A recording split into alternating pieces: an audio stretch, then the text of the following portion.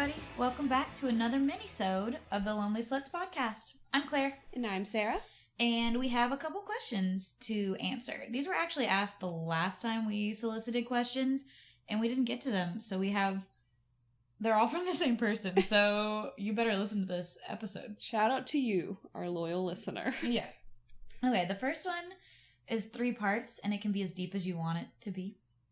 It says, how are y'all, doing? Emotionally, professionally, spiritually? I will say that is a very day-by-day thing for me. Oh, yeah. Yeah, very much, minute by minute, almost.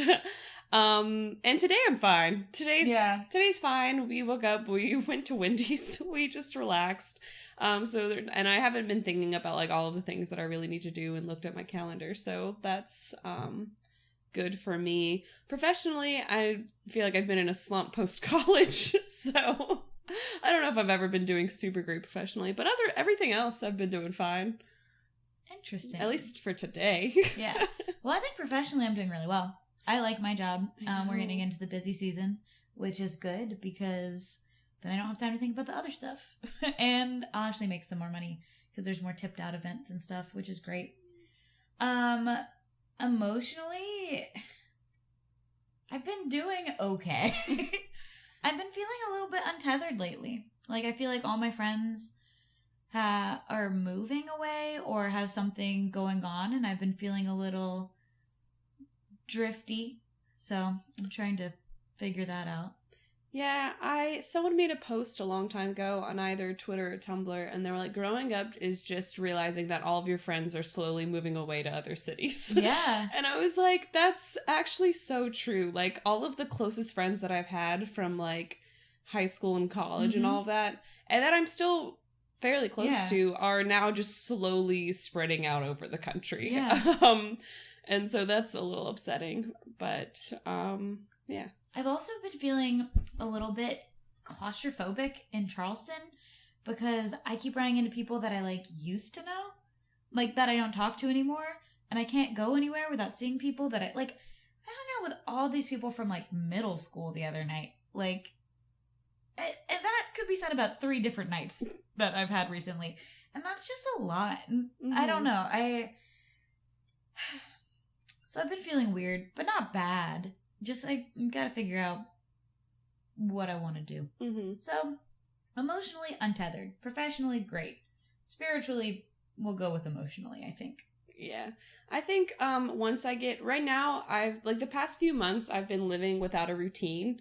Mm-hmm. And once I move and get a new job and, start doing things again and start to get myself into a routine, I think I'll do a lot better in all the other aspects. Yeah, no, I love a routine. I love being busy. If I don't have something to do, I feel bad about myself. Mm-hmm. And it's also kind of if I don't have something to do, I won't do anything. And so if I had a day off and no plans, I would just sit on the couch all day and I would get nothing. I would do nothing. So to answer how we're doing, I would say we're okay. We're just fine. As good as can be expected.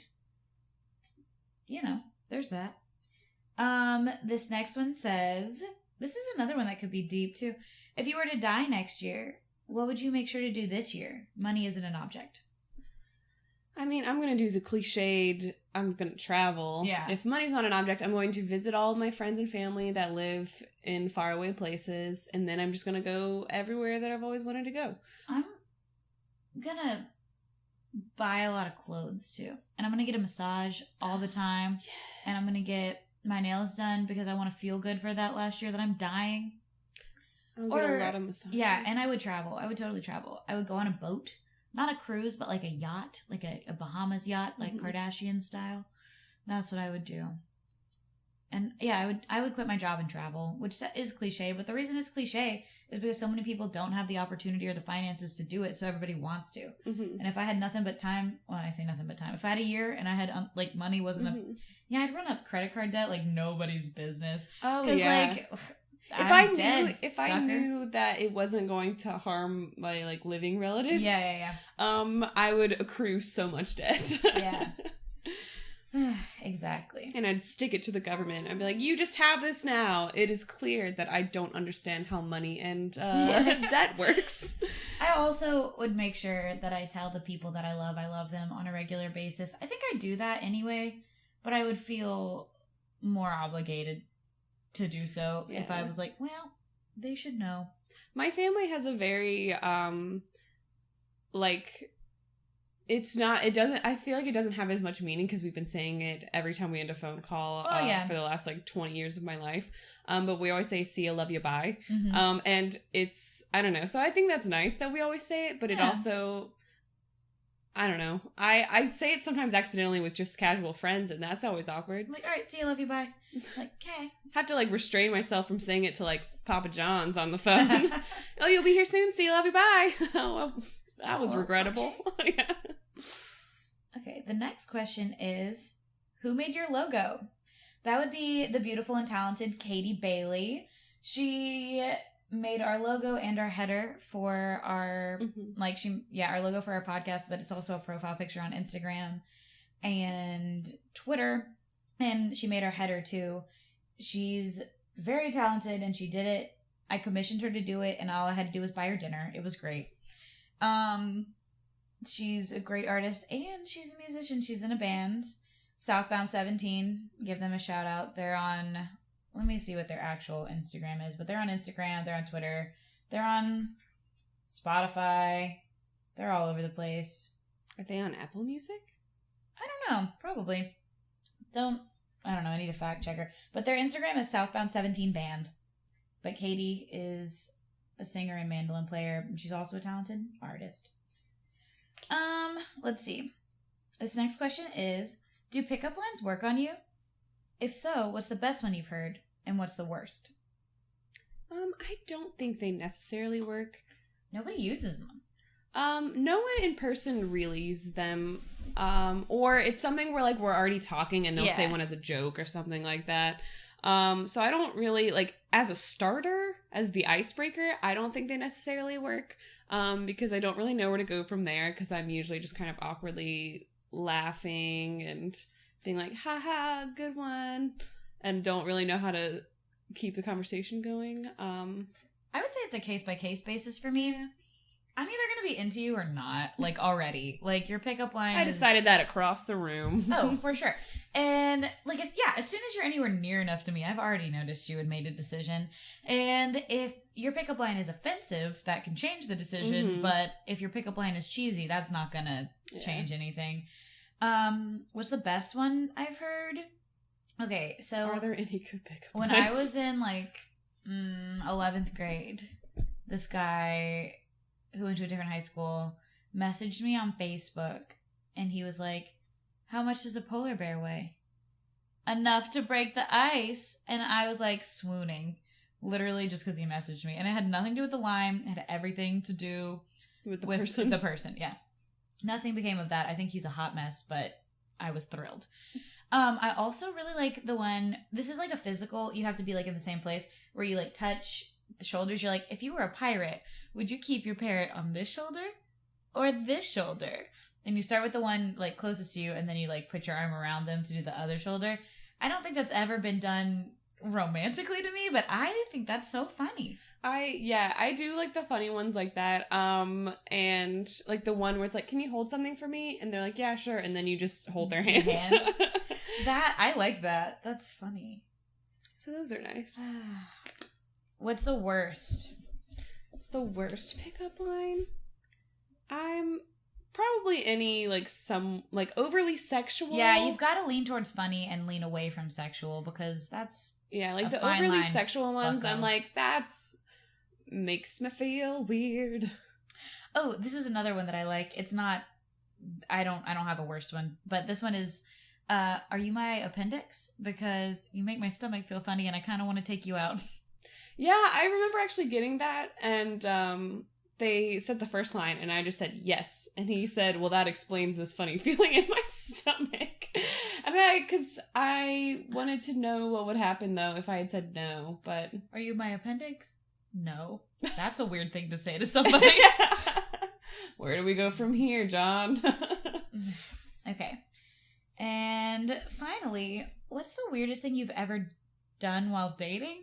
I don't really quite understand what this question means.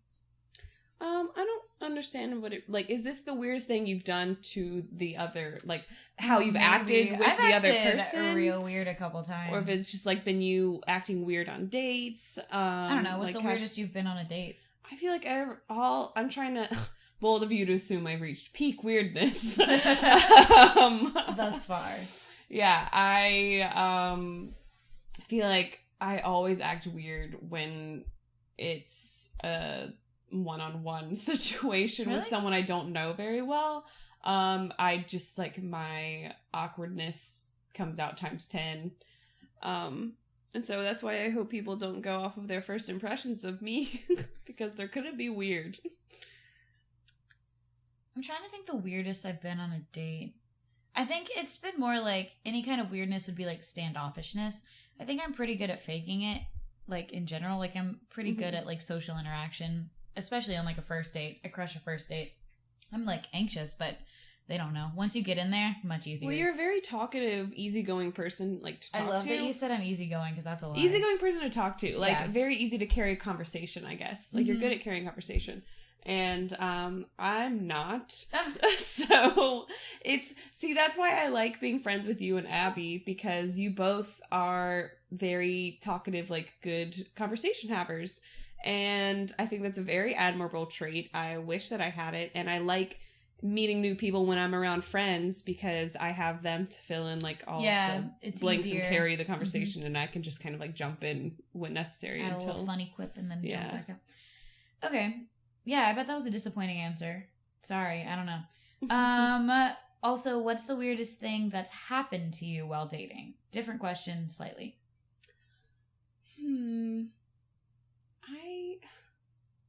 I don't know. I feel like I should have prepped a little bit more for this prior to, because I'm just having a really hard time recalling things on the spot right now. Okay, this isn't... I'll go first. This isn't exactly funny. Like, I think they were probably expecting, like, a funny answer, but, like, the weirdest thing that happens to me is, like, the disconnect in our experiences.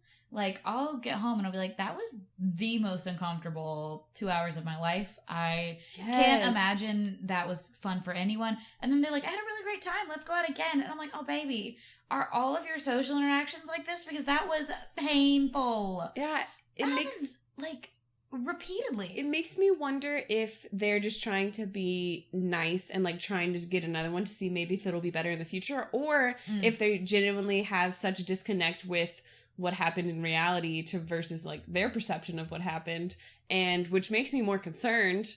I'll definitely go on a first date if I'm iffy about it, but I will not go on a second date if I didn't like the first date. Like, yeah, if I'm, like, on the fence, I'm like, sure, we can go on a first date, because that's what a first date's for, is for feeling it out. And then, like, but after the first date, I don't want to have to, like, force myself to be like, yeah, I'm going to hang out with this mediocre guy again, because I can be by myself and be much happier doing what I want. Also, I feel like I know what one of the weirdest things that's happened to you while dating is Purple Rain. Yeah. We told that in one of the podcast we put out. I don't even remember which episode it was, but yeah, this boy somehow fell in love with me. I say that like that's, like, totally out of the realm of possibility. He somehow fell in love with me after, like, we hooked up once. I met him out. We hooked up. We went on a date, and by that date, he had decided that this was it, and I had no idea that he felt that way. I was kind of iffy on it, to be honest. I didn't expect to hear from him again. Then he texted me, and he was talking about moving to Charleston, and I was like, oh, buddy, yikes. And you guys already had a song. Yeah. That was a lot. So I know one of the weirdest things to happen to you. Well, that's also kind of what I'm talking about. Like, we had that date, and he was saying, like, vaguely sexist stuff, and I was like, oh yeah, I don't like him really at all, actually. And then I, like, decided this, and then I get home, and he's like, I haven't felt this way in a really long time, and I was like, oh no, I fooled you again. Yeah, I don't understand how there could be such huge disconnects sometimes. So that's the weirdest thing that's happened to you while dating. Okay, that's all we have for questions for today. Thank you so much for sending in questions. Thank you for listening. We're so thrilled that we have anybody listening to this podcast, even this far along. Screaming into the void. Makes me so happy and validated. We appreciate you. If you have any questions, comments, anecdotes, recipes you'd like to share. Oh yeah, definitely share those recipes. Anything like that. Our DMs are open at thelonelysluts on Instagram and Twitter, and we have a Gmail, thelonelysluts@gmail.com. We'll be back next week with a full-length episode, and we'll talk at you again. Bye!